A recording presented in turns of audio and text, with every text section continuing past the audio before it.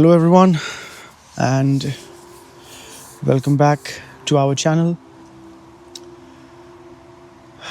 We are back again with another episode to explore how our psychology works, how the understanding of psychology can have a big impact on our daily living, which is our life, actually. So, today I would like to start with something which is connected very much to what we had discussed already with relation to understanding of thought. But today I wouldn't just attempt to understand thought, more, but also look towards the practical aspect of thought in terms of how thought is actually applied in our daily living. Okay, so it's more like application of thought, how we apply thought. So as you are listening, at the same time, observe whether what is observe whether the facts which are discussed in the video are exactly how your thought is operating or not. So what we would discuss would be like a mirror for you, that you would see how the patterns of your thought are working as we discuss them in the video. So where do we apply thought, and where should thought be applied? These are very two important questions. The first one is our reality, a fact. If we answer the question, where do we apply thought, that answer would tell us the fact of our daily living, that how we use thought every day, where do we apply it. And the second one is more of a eye-opener in a way, when we say, but where should thought be applied? One thing is where we use it usually every day, but where should it be used actually? So, is thought a kind of a key which can open every lock? Okay? Is thought a universal key which you can apply in every kind of situation, and it would help you to get through that situation, or it would help you in any way? Or does thought itself has a limit up to which it can be applied, and after that it shouldn't be applied? So this is what broadly I would like to cover in this video, and maybe we would continue in the next few videos on the same line, because it's a very important topic. So if during the course of these videos that we are making, if you have actually observed yourself, then you would have noticed that we apply thought almost every day in almost all kind of situations of our lives. It wouldn't be an overstatement, it wouldn't be an overestimation to say that the whole day is actually lived by thought. Or in another way, if you don't like the tone of that statement, then we can say the whole day is lived via thought, through thought. Okay? Whether it's about deciding what you want to do as the first thing in the morning, whether it's your decision about making a coffee, to the decision about being angry with someone, not agreeing with someone's statement, decision about going somewhere or doing something. So all those things, actually most things in the day, are done by thought. And this is where I would lay a special focus on the word decision, because that's how we live our lives every day. We decide each moment what we want to do. Okay, what is the action that has to be executed at any specific event. How the decision is made is dependent on many factors, and that I'm not taking right now straight away, that how we make decisions. But the whole point is that the whole day is based on the process of decision making. And decision making happens with thought. Without thought, decision making cannot happen. Okay? The reason why I say that, and maybe I have to open up a little bit to decision making, I cannot just leave it here, is that all decision is made on the basis of what you already know. Okay? When I say which way you are going, and you decide, yes, I would go right way or left way, then that decision is already made on the basis of what you had already decided 10 minutes ago, that what would you want to do. If you decided that you're going to your office, then you would decide to take a specific route, path. And if you're going to have a game of football with your friends, then you would decide to go and take another path. So, very broadly and softly speaking, decision is already made on the basis of what you already know. Okay? So, it's a chain loop. You decide which path to take on the basis of what you decided where you want to go, right? And that decision itself was made on the basis of some other decision. So, it's a loop of decision after decision after decision. Okay?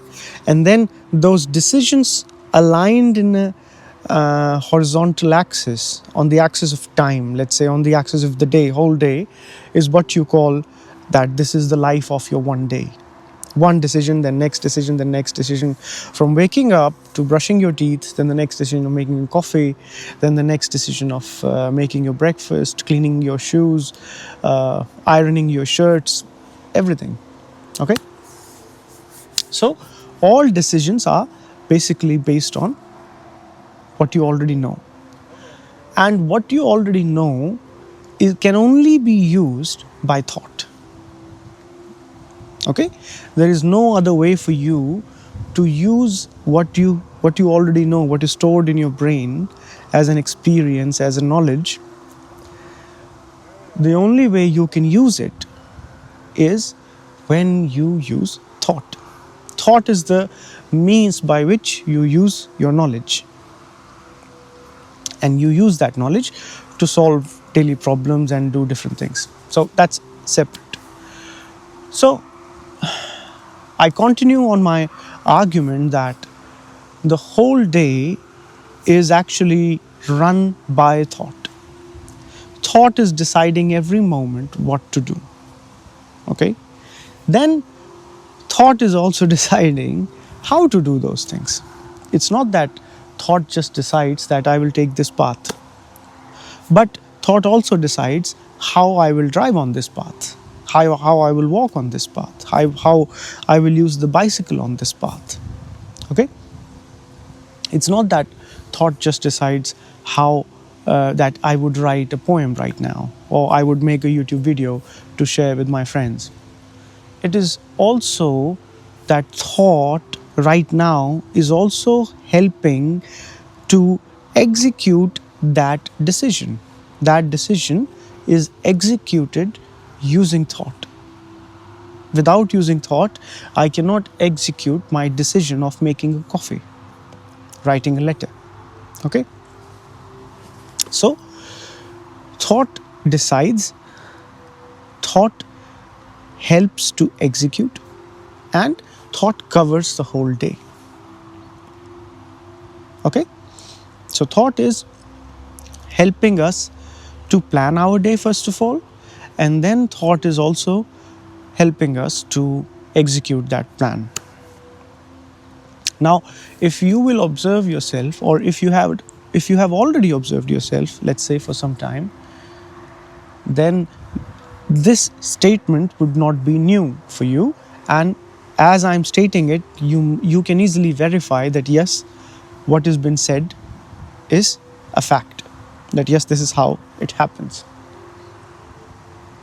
So at the moment, thought is taking all of the space of our life in terms of daily living. It makes all our decisions. It decides what direction to take in our life. It decides how to execute that decision. And on top of that, it also decides how we will behave when we will get the results of those decisions. Okay? Thought tells us how to be happy, how to be sad, when not to be sad, when to be angry. So, in a way, it is the master controller of our life. And this is what I really want to stress in this video, that people are not really realizing that thought is such a humongous thing when it comes to our daily life. It's like maybe the biggest mountain of your daily living, which actually affects everything you do. So, we can clearly see that thought is taking all of our life. Thought is controlling all of our life. Thought is deciding all of our life. Thought is executing all of our life. And now the question comes, is this the right thing or not? Is it right that thought should control all of my life? Is it right that I'm useless without thought? Is it right that I don't have the courage to stand 5 minutes of my life without using thought? Because that seems the case. Thought is running and going on whole day, every second in your life. If you have observed this or not, I don't know. But if you will do observe yourself, you will see that it's very easy fact. So, is this the right thing for thought? Is this the right place for thought to take? Should thought cover all of my life, or thought should only cover where it is needed, where it can function properly, where it does not create problems? Now, in the current state, how we use thought, we are totally unaware of the fact that thought creates some problems for us. We are unaware of it. That's why we think thought is the most healthy thing, which is why thought is running all day. If you knew that thought can be a poison in some instances, then you wouldn't use it at that time or during those instances. But because thought is running every day of the week, every day of the year, every second during the day, it means that for us, thought is very important. And we think or we feel that thought is very healthy, that there is no problem to use thought all the time. Okay? So, this is now the big question which is arising. Have we given the right importance to thought or not? Is thought actually that respectful? Is thought actually that important that it should be used in every point of our lives? Is there no part of our life where we can say, okay, I don't really need thought here. I will put it aside for some time. Okay? When you are solving a complex mathematical equation, some mechanical problem, you are healing a patient as a doctor, you are solving a case as a lawyer, okay? where you need to use the information which is stored inside of you, which you have learned, it's totally fine to use thought at that time. And that is the function of thought, to bring information stored to help you solve problems of your life. Okay? But are there no places in our life, are there no situations in our life where we can say that I don't really need to use thought here? Okay? Because at the moment how life is lived, all responsibility is given to thought. That thought should control every moment of the life, and that's it. Thought will decide what to do at every moment. Okay? And thought will decide how to do that. When I say these statements, what I really mean is that on the basis of what I know, I decide what I am going to do next. When I say thought will decide what to do, what I really mean is that on the basis of what I already know, all the experience of my life, whatever I know, on basis of that, I decide what should be the next thing that I should do. Okay? So this is one use of thought, that it decides what to do next.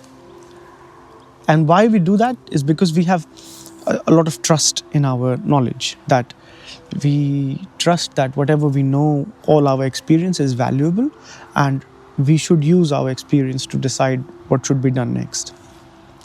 So this is one aspect of thought, what we use. But again, I am raising the question, is there no aspect of life where we can say that thought is not needed here? Is all life just thought? This is what the question boils down to. Is there nothing in our life which is free from thought, which is out of thought, which is not controlled by thought? Why I ask this question is because in numerous videos before, and there is ample amount of evidence even available on this, that thought is a limited aspect of our psychology. Okay? Thought runs, but its range is limited. The range in which it runs is limited. Okay? Limited means it has boundary. It is not absolutely free. Thought is not absolutely free. It can only work under its own framework, what it knows. So, if you only live with thought, you eventually start feeling that your life is very limited. Okay? You don't feel the sense of freedom in life. Not the freedom of the police or this kind of stuff, but the freedom of existence, that you exist as a limited entity or you exist as a free entity or something like this. So if your life is full of thought, just thought, and there are no moments where thought is put aside, and there are no moments of your life where you say, yes, these moments I don't really use thought, I put it aside, then your whole life is just totally dependent on thought, and hence totally limited. And this way of living can lead to a lot of different kind of problems. A very simple one could be frustration, for example. If you are living in a boundary all the time, you become frustrated. That frustration creates anger. That anger creates fear. And then fear creates sorrow. The chain of hell, so as to say, begins. So the significance of that question is that some people will just say, okay, what's the problem if I live with thought? It's totally fine. My life is going on perfect. I'm making a lot of money. I have nice cars. I have nice house. I have nice family and blah, blah, blah. Everything is fine. Why should I question this? Why should I say that all my life should not be on thought? It's totally fine if my life is based on thought. And this is the answer I'm giving to those people, and this is the counter argument I'm stating in respect to that. That if your life is totally based on thought, then it has its own problems and challenges. And those challenges are those challenges are visible after a long time. Maybe they are not visible when you're in your 20s or 30s. Sometimes, okay, they could be even visible then. You could have it, but eventually, after living in that loop of thought for a long time, you start feeling the effects of those limited, of that limited way of living. Okay, so it's very much important to raise this question that shouldn't there be some things in life where we should not use thought? Or do we accept that thought is the God, is the magical key which can open every lock? It can solve every problem. And we know thought cannot solve every problem because the problems in our lives are not solved yet. We still have a lot of problems. And if thought was capable of solving them, it would have already solved them.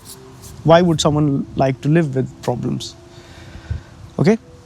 So, it is very essential to ask this question, what is the limit of thought? Until I don't understand that, I will blindly apply thought everywhere. And if I keep on blindly applying thought everywhere, that has severe effects eventually. So, it's very much important that you should discover some aspects where thought is not needed. You should discover the line up to which thought can be healthily applied, and then the area where thought should not be applied. That area should be kept open, so as to say. So, this is what I really wanted to share today, and we would continue on this direction. I have just introduced it, and maybe in the next episodes we will try to discover what is the line where the limit of thought comes. And then that could maybe help us to find places in our lives where we can put thought aside and try to bring some freshness in the life.